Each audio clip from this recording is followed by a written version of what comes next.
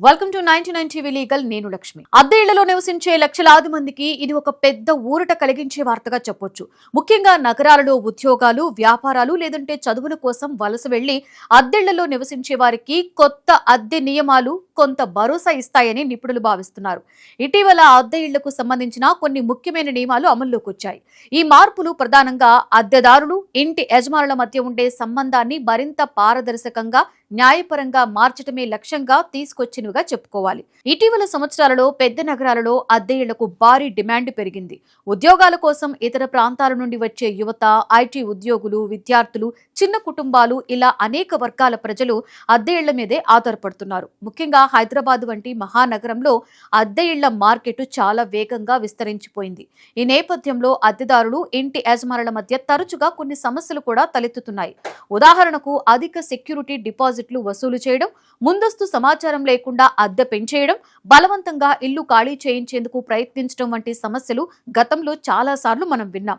ఇలాంటి పరిస్థితులను తగ్గించడానికి అద్దె వ్యవస్థను క్రమబద్ధం చేయడానికి కొత్త నియమాలు తీసుకొచ్చారు. ఈ నియమాలు అమల్లోకి రావడంతో అద్దెదారులకు చట్టపరమైన రక్షణ పెరుగుతుందని భావిస్తున్నారు. అలాగే ఇంటి యజమానులకి కూడా స్పష్టమైన మార్గదర్శకాలు ఉండడంతో ఇద్దరి మధ్య తలెత్తే వివాదాలు కూడా తగ్గే అవకాశం ఉంటుంది. కొత్త నియమాల ప్రకారం అద్దె ఇల్లు ఇచ్చే ఇంటి యజమానులు కొన్ని ముఖ్యమైన నియమాలను తప్పనిసరిగా పాటించవలసి ఉంటుంది. అదే సమయంలో అద్దెకు ఉండేవారు కూడా కొన్ని బాధ్యతలను నిర్వహించాలి. ఈ విధంగా ఇరువురి హక్కులని సమతుల్యంగా రక్షించేలా ఈ చట్టం రూపొందించబడింది. ఈ చట్టం ప్రకారం మొదట ముఖ్యమైన నియమం ఏమిటంటే, ఇంటి యజమాని అద్దెకు ఇచ్చిన ఇంట్లోకి నేరుగా ప్రవేశించకూడదు. ఇంట్లోకి రావాలంటే కనీసం 24 గంటల ముందుగానే అద్దెదారుడికి సమాచారం ఇవ్వాలి. అంటే ఫోన్ ద్వారా గానీ, మెసేజ్ ద్వారా గానీ, లేక లిఖితపూర్వకంగా గానీ ముందుగానే చెప్పాలి. అత్యవసర పరిస్థితుల్లో మాత్రమే వెంటనే ఇంట్లోకి రావచ్చు. ఉదాహరణకి అగ్ని ప్రమాదం, నీటి పైపు పగిలిపోవడం వంటి అత్యవసర పరిస్థితుల్లో మాత్రమే ఈ నియమానికి మినహాయింపు ఉంటుంది. ఈ నియమం ద్వారా అద్దెదారుల వ్యక్తిగత గోప్యతకు రక్షణ కలుగుతోంది. ఇక రెండవ ముఖ్యమైన నియమం అద్దె పెంపుకి సంబంధించింది. ఇంటి అద్దెను యజమాని తరచుగా పెంచే అవకాశం ఉండేది. కానీ కొత్త నియమాల ప్రకారం అద్దెను ప్రతి 12 నెలలకి ఒక్కసారి మాత్రమే పెంచాలి. అంతేకాకుండా అద్దె పెంచే ముందు కనీసం 90 రోజుల ముందే అద్దెదారుడికి లిఖితపూర్వకంగా నోటీసులు ఇవ్వాలి.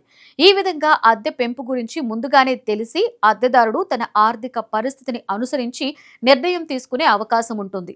ఇక మూడవ ముఖ్యమైన విషయం సెక్యూరిటీ డిపాజిట్. చాలా చోట్ల అద్దె ఇళ్లకి 3 నెలలు, 6 నెలలు అంతకంటే కూడా ఎక్కువ మొత్తాన్ని డిపాజిట్ గా తీసుకునే సందర్భాలు కనిపిస్తున్నాయి. ఇది అద్దెదారులకు చాలా భారంగా మారుతుంది. కొత్త నియమాల ప్రకారం ఇంటి యజమాని అద్దెదారుల నుండి తీసుకునే సెక్యూరిటీ డిపాజిట్ గరిష్టంగా 2 నెలల అద్దెకు మాత్రమే పరిమితం కావాలి. ఈ నిర్ణయం వల్ల అద్దె ఇంట్లోకి మారేటప్పుడు అద్దెదారులపై పడే ఆర్థిక భారం కూడా కొంతవరకు తగ్గుతుంది. ఇక నాలుగవ నియమం అద్దె ఇంటిని ఖాళీ చేయించే విధానం గురించి ఉంటుంది. గతంలో కొన్నిసార్లు ఇంటి యజమానులు అద్దెదారులను బలవంతంగా ఖాళీ చేయించేందుకు ప్రయత్నించిన ఘటనలు చాలా ఉన్నాయి. ఇప్పుడు కొత్త నియమాల ప్రకారం అలాంటి చర్యలు చేయడం చట్ట విరుద్ధం.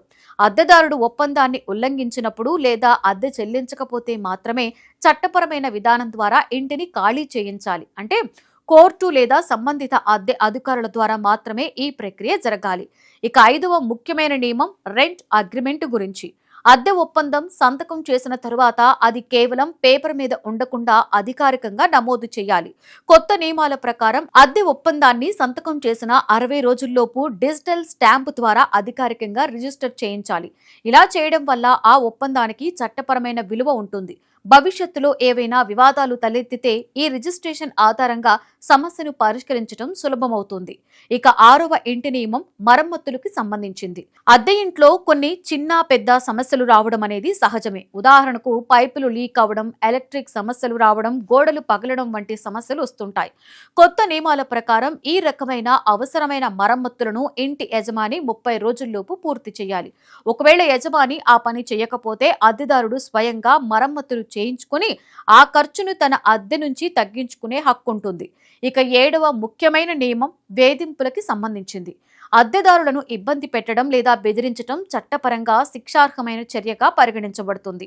ఉదాహరణకు ఇంటి తాళాలు మార్చడం, నీటి సరఫరా నిలిపివేయడం, విద్యుత్ కట్ చేయడం లేదా అద్దెదారుడిని బెదిరించడం వంటి చర్యలు చేయడం చట్టానికి విరుద్ధం.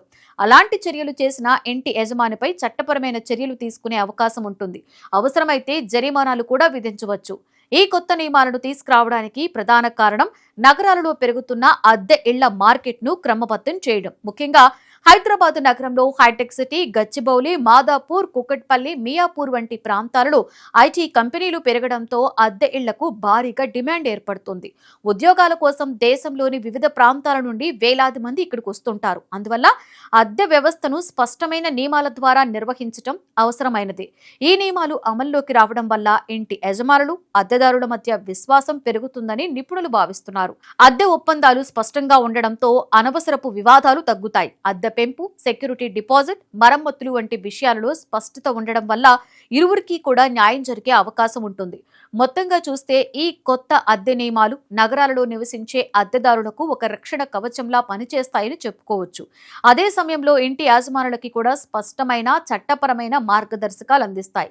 భవిష్యత్తులో ఈ నియమాలు సక్రమంగా అమలైతే అద్దె ఇళ్ల వ్యవస్థ మరింత పారదర్శకంగా మారి నగర జీవన విధానంలో స్థిరత్వం తీసుకురాగలవని భావిస్తున్నారు.